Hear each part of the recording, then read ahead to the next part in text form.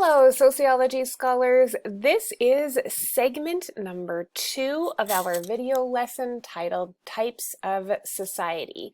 Just a refresher, our learning target reads that you will be able to explain how the structure of a society affects human relationships. So we've been looking at the different types of societies throughout time and how those societies are organized, and within that organization, how people interact and how that affects their thinking, their jobs, and their roles within the society. Okay. So our first slide is titled Basic Features of Industrial Societies. Sorry. And so we're going to be looking at the characteristics of industrial societies today. So the very first thing I want to do is to focus on the word mechanization. And so what I've done first is to define it. And it says that animal and human labor is replaced by power-driven machines. So in agricultural societies, what we had were animals and people doing the hard work to essentially harvest the crops that they were growing. And now with industrial societies, we are using technology to create power-driven machines that help us to plant, help us to water, help us to fertilize, feed, and then eventually harvest the crops. All right, so these power-driven machines are operated by people who are getting paid to run, to drive the machines.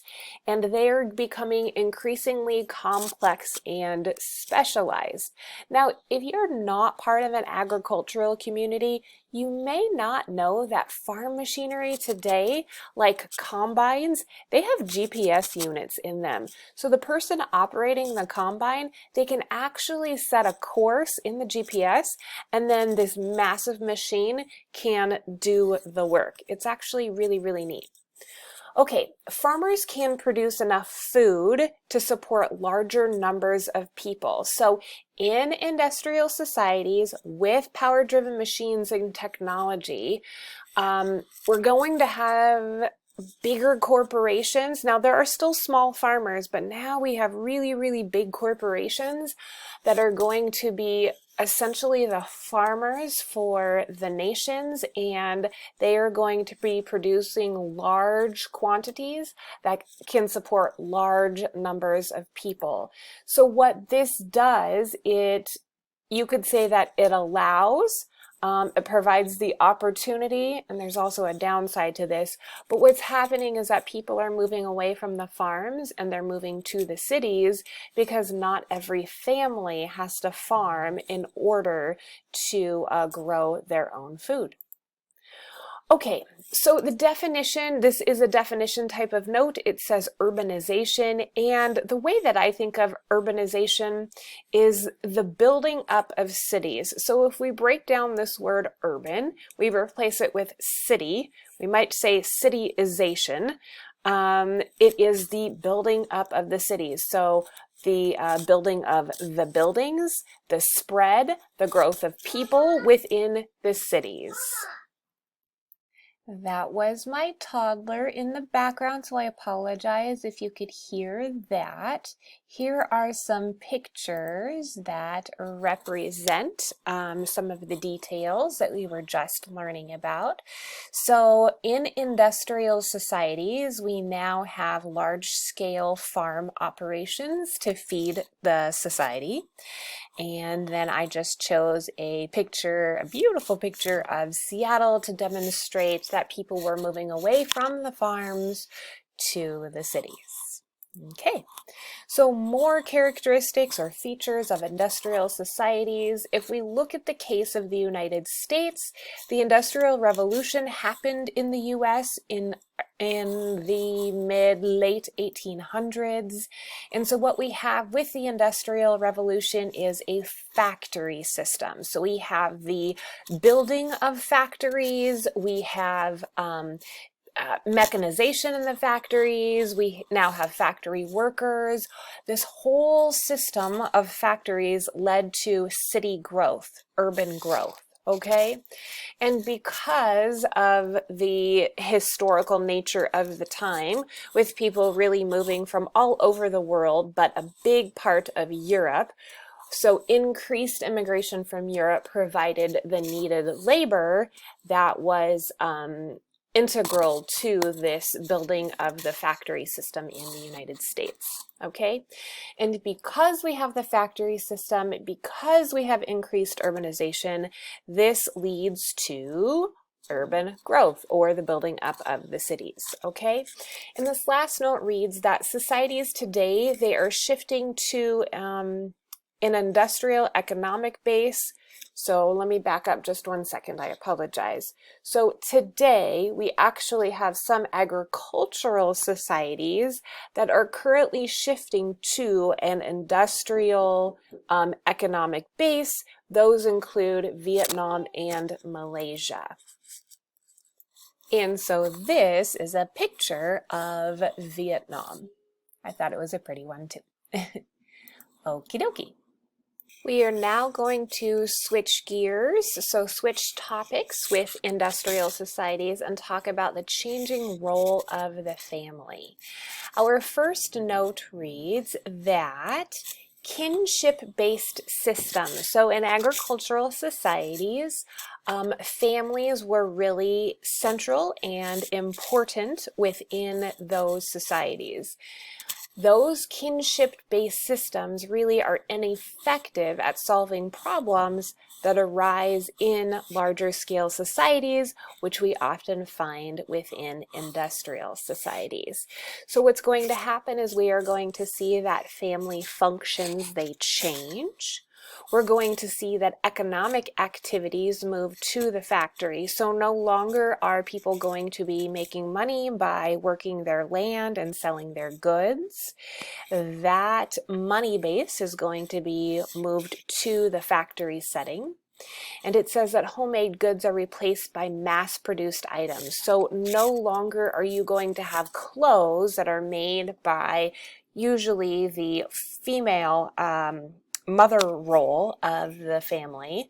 Now you are going to have clothes that are mass produced in a factory, which is more or less our norm today.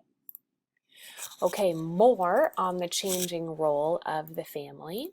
This reads that education moves from the home to the schools, although you wouldn't know it now with our current situation, but kids are not going to be educated by their families. They're going to go to a schoolhouse. They are going to be changing classes, have textbooks and lockers, and it's going to be school like most of you know it today. Personal choice and love are going to be replacing arranged marriages. So in all different kinds of agricultural societies around the world throughout time, a lot of times marriages were somewhat arranged, if not fully arranged. And because we are transitioning into an industrial society, people are going to have more choice in their life partners, and love is going to be the basis of entering into a relationship rather than who your parent persons pick for you.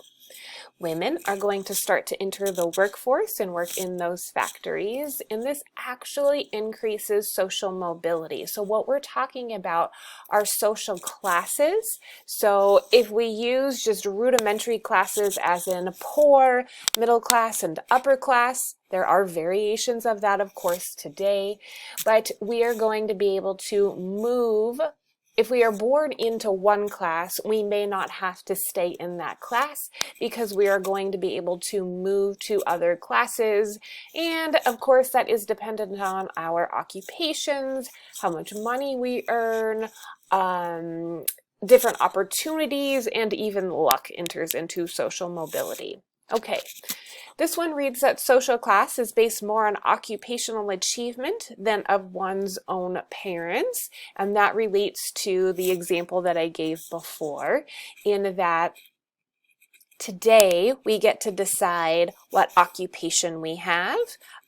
We get to move occupations and perhaps take a different job that might earn more money. We don't have to stay in the social class of which we were born into. Okay, so here is a photo that represents education moving from the home to the schools. This one is about personal choice and love are replacing arranged marriages, and we can become anything that we want to. Okie dokie. So the last couple of slides are really the features and characteristics of an industrial society. So now we are going to move to what historians and sociologists call a post-industrial society. So the definition of a post-industrial society reads, a society in which the economic emphasis is on providing services and information. So let's talk about what that means. The majority of the labor force is actually employed in the service industry. So some examples of the service industry could include banking, medical care, food service, and entertainment. Now, there are other job genres, if you will, other groupings that fit into the service industry, but these are some to give you an idea. This note reads that white-collar employment replaces much blue-collar work. So white-collar examples are people that work in an office, perhaps they're in the sales industry, people who are professionals with college degrees, okay?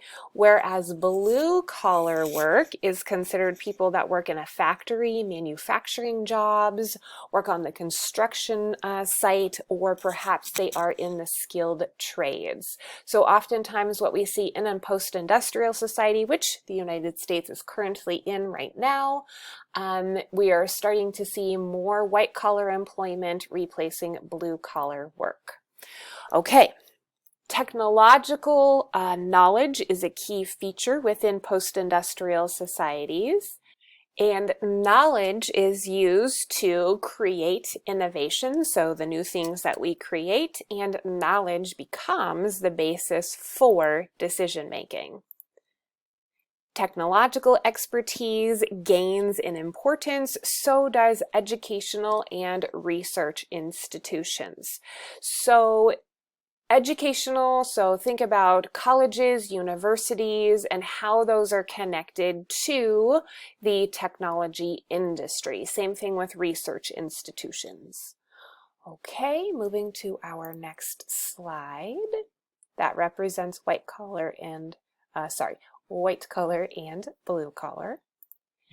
Our next slide starts with technological change is planned. And here are some subnotes to reinforce this idea.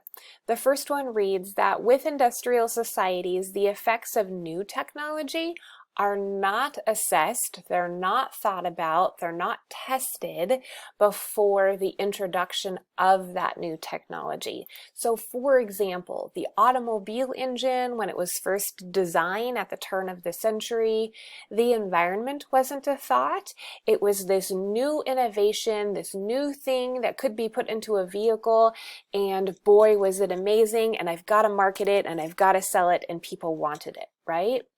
So the effects of innovation today, they are analyzed in those educational and research institutions. And through that analysis, there is a decision that is made on whether or not that new innovation, that new piece of technology should be created, mass marketed, only partially marketed, maybe to the government, but the effects of the innovation, that new thing, is going to be assessed, and then a decision will be made upon it.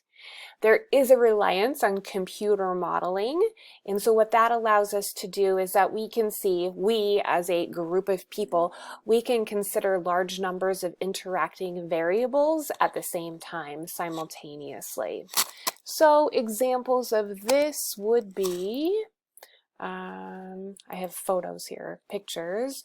So research and development goes into these complex organizations. I chose this one. Coding is fun because in today's world and in post-industrial society, they're saying that kids need to be taught coding because the jobs of the future are going to be in technology.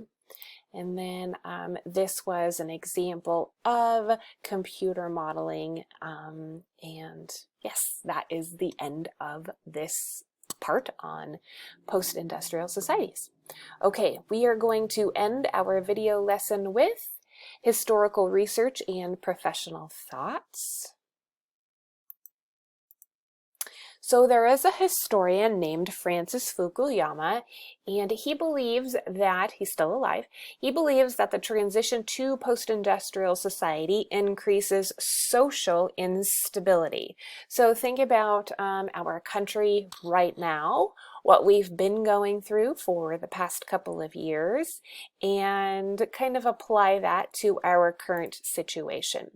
So what he was looking at was North America and Europe in the 1960s, and he saw that there was an increase in crime and a rapid decline in the importance of family. What he found were falling marriage rates and birth rates, rising divorce rates, the rise in children born outside of marriage. And what he also found was that there was a marked decline in the trusted confidence in social institutions. So think about government as a social institution, religious organizations, the church as a social institution. There was a falling trust and confidence in these. This note reads that social instability is now lessening in these first post-industrial societies, and that there's a return to stability that reflects the difficulty that humans have in living without norms and values. So we often see that in the latest presidential campaigns with those values and with what our own country values. Okay, so this is Francis Fukuyama so that you can put a face with the name. This is a graphic that represents the divorce rate starting in 1960 and then ending just a few years ago. And this one reinforces the idea that a return to stability reflects the difficulty that humans have in living without norms and values. All right, everyone, this is the end of our elaboration on the different types of societies. Please let me know if you have any questions. Bye.